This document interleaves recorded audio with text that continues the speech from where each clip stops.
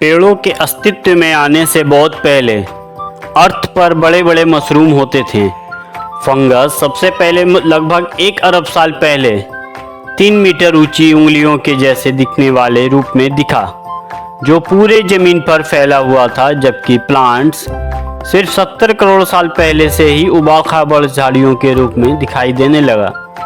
लगभग 1 अरब साल बाद एक प्लास्टिक खाने वाले मशरूम की खोज की वजह से या सिंपल मशरूम प्लास्टिक कचरे के खिलाफ जंग में एक अनोखा योद्धा बन गया है। नमस्कार दोस्तों, आपका मेरे इस चैनल पर एक बार फिर से स्वागत है। उम्मीद करता हूँ आपको मेरा कंटेंट ज़रूर पसंद आता होगा। आप सबका प्यार और सपोर्ट के लिए धन्यवाद। तो दोस्तों आइए देर न करते हुए वीडियो को स्टार्ट करते हैं। आइए देखते हैं अनोखे प्लास्टिक खाने वाले मशरूम के बारे में। एक रिसर्च के बाद से प्लास्टिक एक अनोखे टाइप का टाइम बचाने वाली मटेरियल से मॉडर्न टाइम का एक बहुत ही बड़ा सभी इंसानों के लिए और पूरे इन्वायरमेंट के लिए सरदर्द बन गया है, जो हमारे लैंडफिल को जाम कर रहा है, समुद्री जीव को मार रहा है और हमारे महासागरों में देशों के साइज के रूप में बहुत ही बड़े कचरे के पहाड़ नुमा रूप में घूम रहा है। जब येल यूनिवर्सिटी के स्टूडेंट्स ने 2011 में इक्वाडोर के रेन फॉरेस्ट में पेस्टालोटियोप्सिस नाम का फंगस को खोजा गया, तो ये ऐसा पहला फंगस है जो न केवल प्लास्टिक के लिए ज़बरदस्त भूख रखता है, बल्कि लैंडफिल जैसे ऑक्सीजन की कमी वाले एनवायरनमेंट में भी ग्रो कर सकता है और इनका टेस्ट भी अच्छा होता है। ऑस्ट्रियाई डिजाइनर कैथरीना उंगर ने हॉलैंड के यूट्रेच यूनिवर्सिटी के साइंटिस्ट के साथ मिलकर फंगी म्यूटेरियम डेवलप किया है, जिसमें जिलेटिन की कैप्सूल यूज किए जाते हैं, जो फंगस को शुगर और स्टार्च से तब तक न्यूट्रिशन देता है जब तक कि उसके बीच में यूवी ट्रीटेड प्लास्टिक ना भर दिया जाए। प्लास्टिक को पूरी तरह से डाइजेस्ट करने में फंगस को कुछ महीने ही लगते हैं, जिससे एक फुला हुआ मशरूम जैसा कप बन जाता है, जिसका टेस्ट मीठा और मुलेठी जैसी महक होता है। साइंटिस्ट का अंदाजा है कि फ्यूचर में हर घर के अंदर प्लास्टिक कचरे को रिसाइकल करने के लिए एक छोटा वर्जन का एक मशीन लगा होगा, जिससे कचरे को पूरी तरह से खत्म कर दिया जाएगा और कम्युनिटी के लिए एक बड़े साइज का रिसाइकलिंग सेंटर भी मौजूद होगा, जो बड़े सिस्टम के साथ अवेलेबल होगा। मशरूम की रूट सिस्टम माइसीलिया बहुत ही कॉम्प्लेक्स होती है और कई किलोमीटर तक फैल सकती है।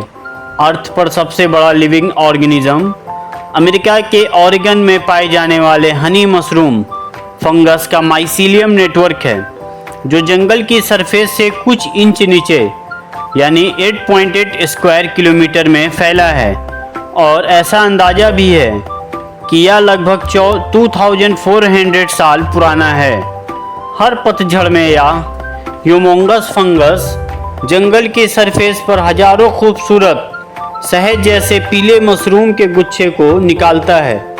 90% से ज़्यादा प्लांट्स माइसीलियम नेटवर्क से जुड़े हुए होते हैं, जो उनके पूरे लाइफ साइकिल में डीपली कनेक्टेड रहते हैं। सिम्बायोटिक फंगस प्लांट्स को एक कॉम्प्लेक्स नेटवर्क में से भी जोड़ सकते हैं, जिसे वुड वाइड वेब कहा जाता है, जो पानी और न्यूट्रिएंट्स को शेयर करते हैं। बदले में प्लांट्स फंगस को कार्बोहाइड्रेट खिलाते हैं। आइए जानते हैं प्लास्टिक के ऑप्शन के रूप में मशरूम का क्या यूज कर सकते हैं।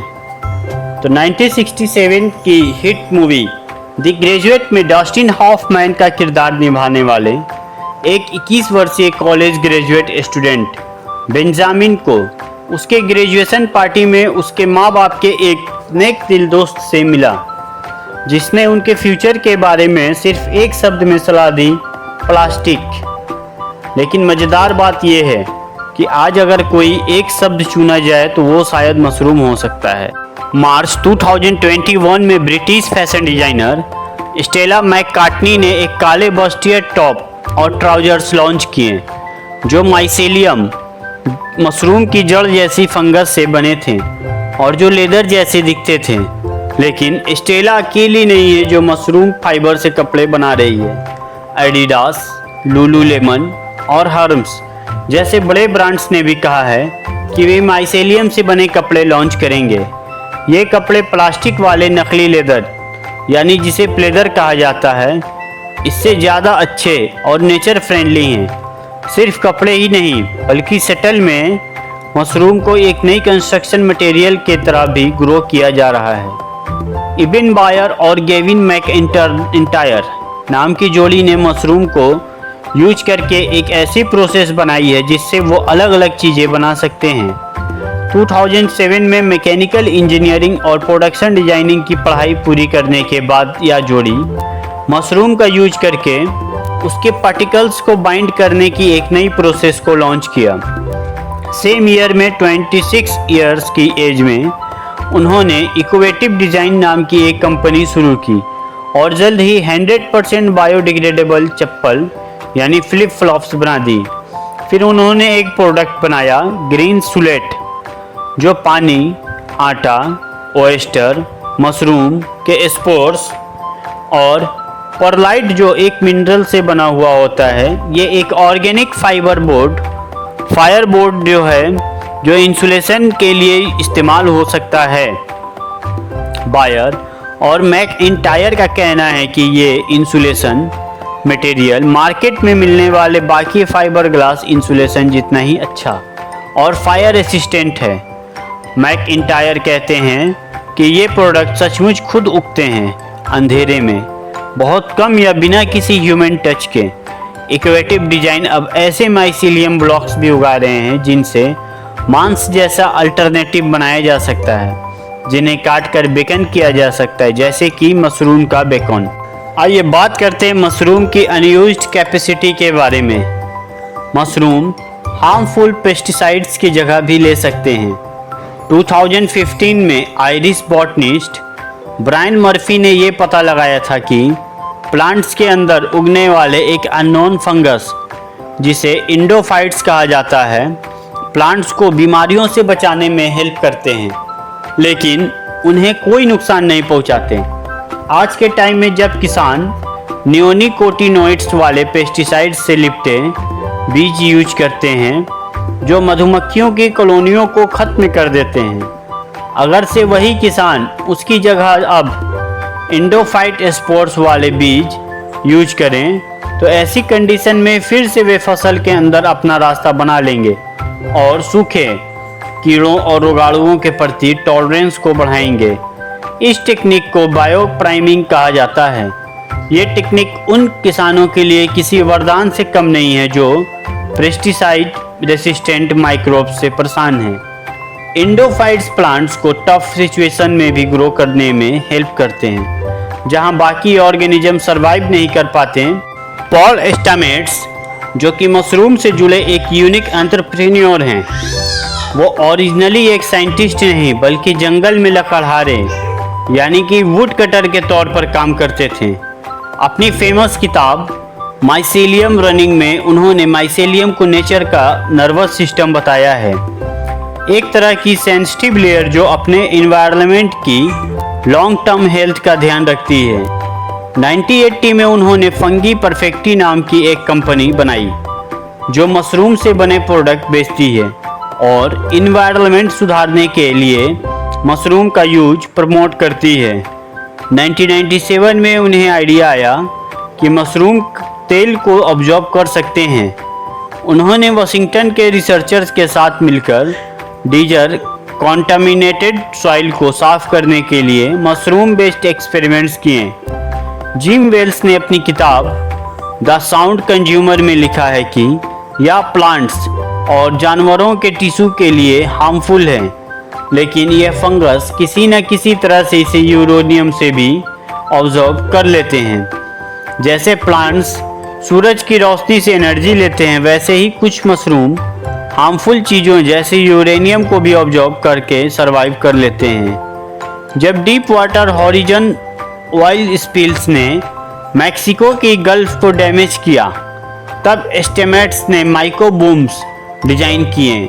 ये पूरी तरह से बायोडिग्रेडेबल थे और हेम्प जैसे नेचुरल फाइबर से बने थे। इन बूम्स में भूसा यानी कि स्ट्रॉ और माइसीलियम भरा गया था जो पानी की सतह पर तेल को सोख करके डाइजेस्ट कर सकते थे। आइए जानते हैं प्लास्टिक खाने वाला मशरूम और इक्वाडोर की डेवलपमेंट में क्या प्रॉब्लम आ रहा है। अगर हम इक्वाडोर की बात करें तो वहाँ पर प्लास्टिक खाने वाला एक खास मशरूम उस देश की डेवलपमेंट से जुड़ी प्रॉब्लम को दिखाता है। एक तरफ तो तेल की दौलत के लिए भारी मात्रा में जंगलों का नाश हो रहा है और वहीं दूसरी तरफ अगर जंगलों को बचाने की कोशिश की जाती है तो वहाँ के लोग गरीबी में जीने को मजबूर हो जाते हैं। ऐसे में इक्वाडोर के लीडर्स खुद को लाचार महसूस करते हैं। वहीं अमीर पश्चिमी कंपनियां, खासकर दवाई बनाने वाली कंपनियां, अमेजन से मिलने वाले प्रोडक्ट से अरबों की कमाई कर रही है। साल 2007 में उस समय के राष्ट्रपति राफेल कोरिया ने एक बहुत ही यूनिक और बड़ी ज़बरदस्त सोच वाली प्लानिंग की थी। उन्होंने सोचा कि अगर अमीर देश इस बात के लिए पैसा दें कि इक्वाडोर यासुनी नेशनल पार्क में तेल नहीं निकालेगा तो जंगल भी बच जाएगा और देश को पैसे भी मिल जाएंगे।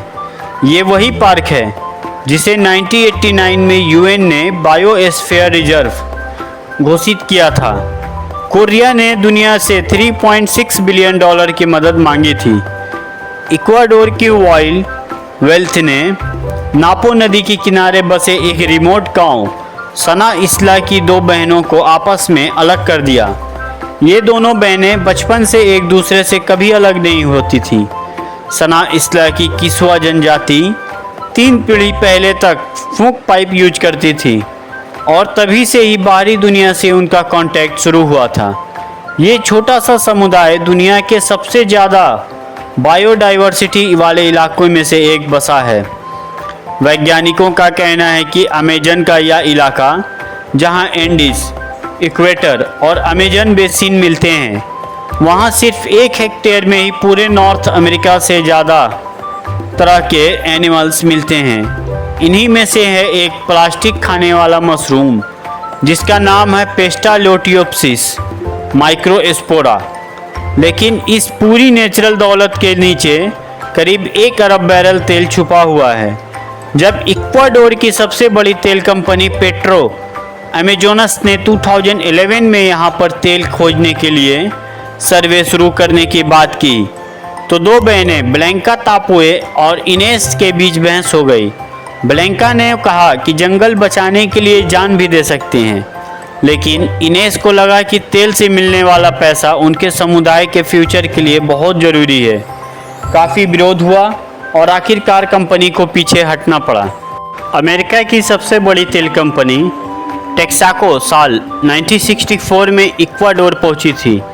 करीब 30 साल बाद जब इसे शेवरॉन ने खरीद लिया और कंपनी इक्वाडोर से चली गई, तब तक तो वहां से 1.5 बिलियन बैरल तेल निकाल चुकी थी, लेकिन अपने पीछे वो एक तबाह कर देने वाला इलाका छोड़ गई जिसे लोग अमेजन चेरनोबिल कहने लगे।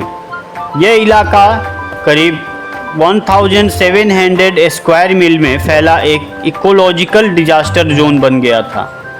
टेक्साको ने खुद माना था कि उन्होंने यहाँ 72 अरब लीटर जहरीला पानी फेंका था जो पीने के पानी की सप्लाई में मिल जाता था। इसके अलावा जंगल की ज़मीन में 1000 ऐसे गड्ढे खोदे गए थे जो बिना किसी सुरक्षा के थे और उनमें गंदा तेल कचरा भरा जाता था। हैरानी की बात यह थी कि शेवरॉन मुकदमा हार गई, लेकिन फिर भी उन्होंने 2000 वकीलों की टीम खड़ी कर दी और $9.5 बिलियन के फ़ाइन के खिलाफ अपील की। कंपनी ने कसम खाई कि हम तब तक लड़ेंगे जब तक नरक भी जम न जाए और फिर हम बर्फ़ पर भी लड़ेंगे। जब तक ये लीगल लड़ाई चल रही थी, उस दौरान वहाँ कैंसर के केस तेज़ी से बढ़े और हज़ारों हेक्टेयर अनटच्ड जंगलों को जहरीला बना दिया गया।